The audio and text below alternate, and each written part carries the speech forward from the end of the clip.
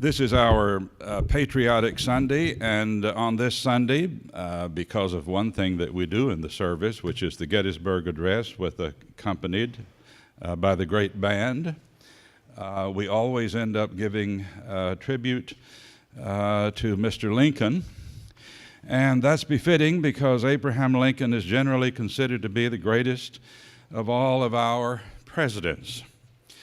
Our presidents can be divided into two categories, men of grace and men of vengeance. We have had very few in that second category. We've been a blessed nation. There's an extraordinary line in Mr. Lincoln's second inaugural address. This war had been fought. 700,000 men and boys had died, and he was able to utter this line: with malice toward none and charity for all.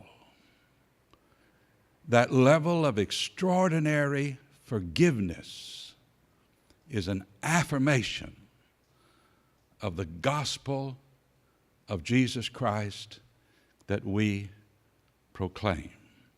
His choice of words there, charity, is actually a biblical reference because charity was the old word for love in the King James Version of the Bible. Let me read you the King James translation of the 13th chapter of Corinthians, known as the love chapter. This is the King James translation. Though I speak with the tongues of men and of angels, and have not charity, the place where you and I usually hear the word love, and it means the same thing, I am become a sounding brass and a tinkling cymbal. Though I have the gift of prophecy and understand all mysteries and all knowledge, and though I have all faith so that I could remove mountains and have not charity, I am nothing. And though I bestow all of my goods to feed the poor, and though I give my body to be burned and have not charity, it profiteth me nothing. Think about our presidents as you hear these next words. Charity suffereth long and is kind. Charity envieth not, charity vaunteth not itself, is not puffed up. It doth not behave itself unseemly, it seeketh not her own, is not easily provoked, thinketh no evil. These are the words that were in Mr. Lincoln's mind when he said, malice toward none and charity for all. Charity rejoiceth not in iniquity, but rejoiceth in the truth. It beareth all things, it believeth all things, it hopeth all things, it endureth all things. Charity never faileth. And the truth of the matter is, everything else does fail. Why? Because love is the foundation principle of the world. Nothing but love, forgiveness, kindness, generosity, acceptance, encouragement, nothing but those things actually works, even in our national life.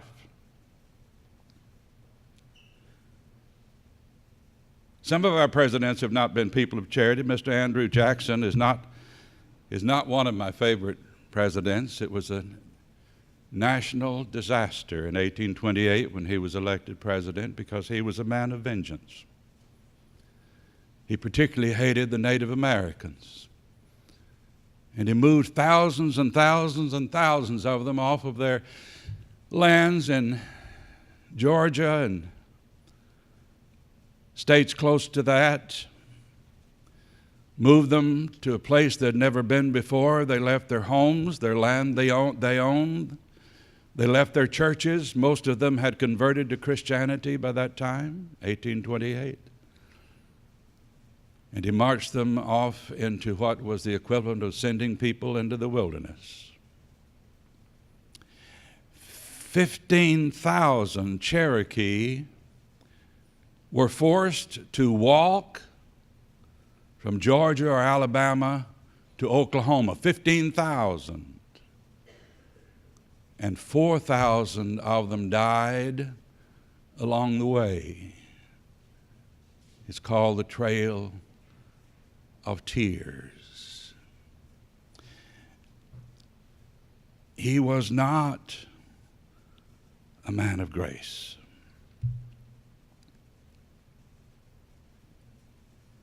In our century, I suppose, we think of Mr. Nixon, who was an accomplished man. When I see his face on television, I feel a kind of an affection for him. I always felt sorry for him till the day he died.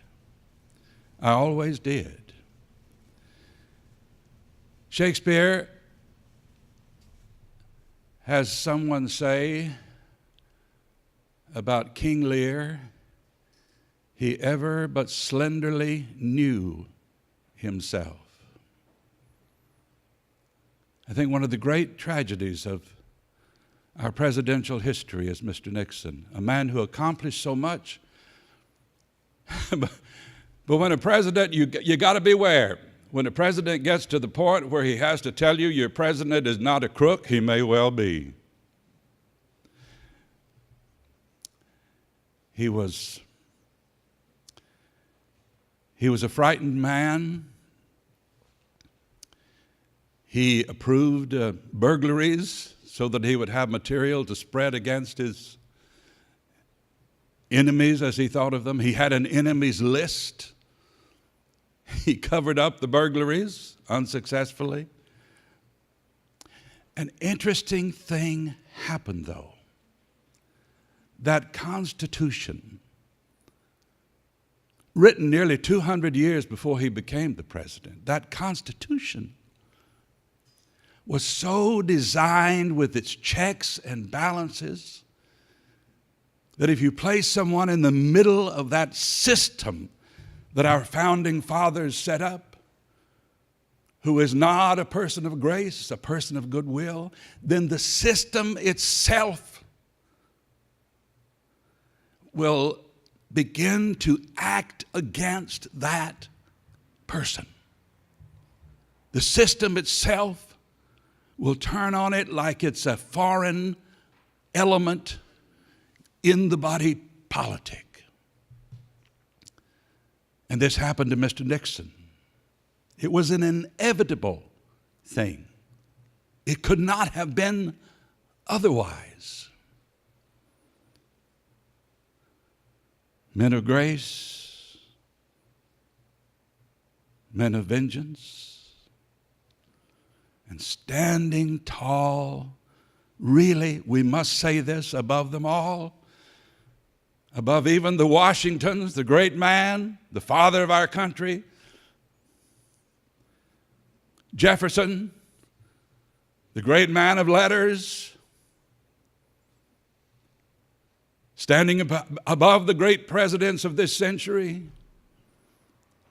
we have Lincoln, a towering figure in more ways than one. He stood tall.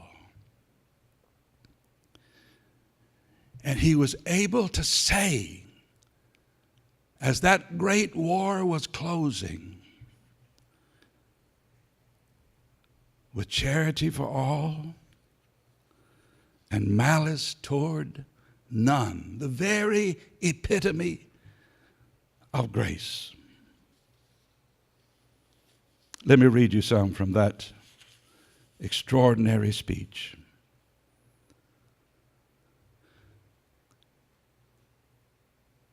A month after he gave this, he would be felled by the assassin's bullet. Both the North and South read the same Bible and pray to the same God, and each invokes his life against the other, his aid against the other. It may seem strange that any man should dare to ask a just God's assistance in wringing their bread from the sweat of other men's faces, but let us not judge, that we be not judged. Mr. Lincoln knew his Bible. The prayers of both could not be answered. That of neither has been answered fully. The Almighty has his own purposes. Woe unto the world because of offenses, for it must needs be that offenses come, but woe to that man by whom the offense cometh.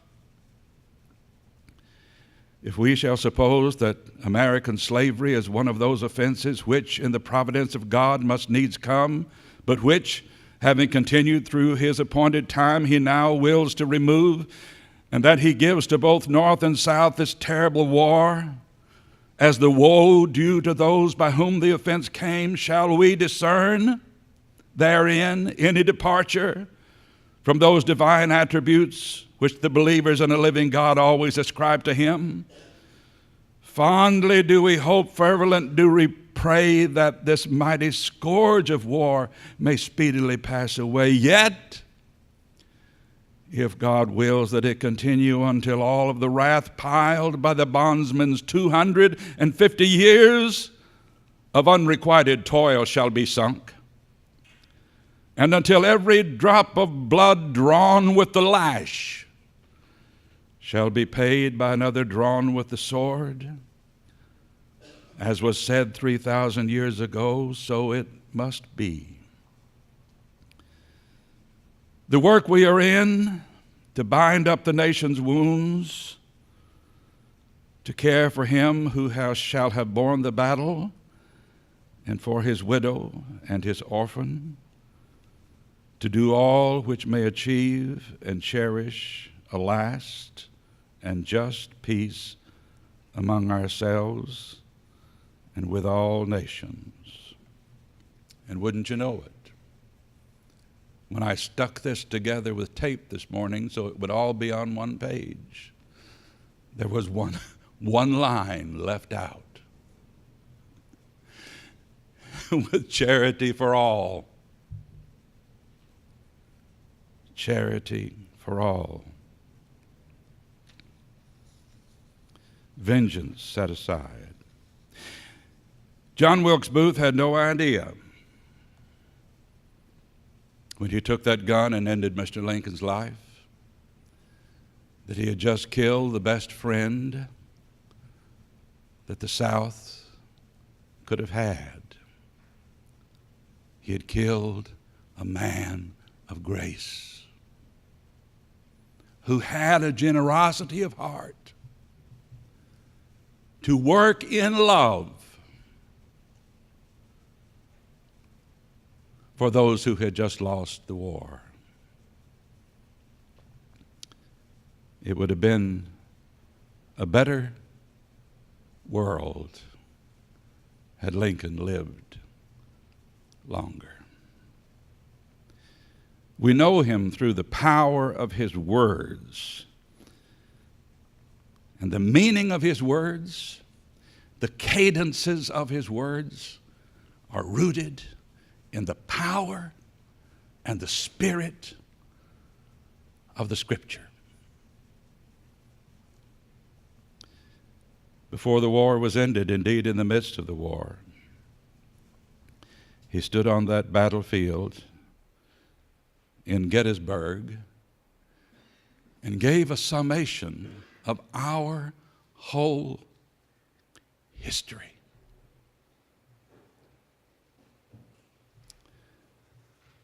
And here are those words.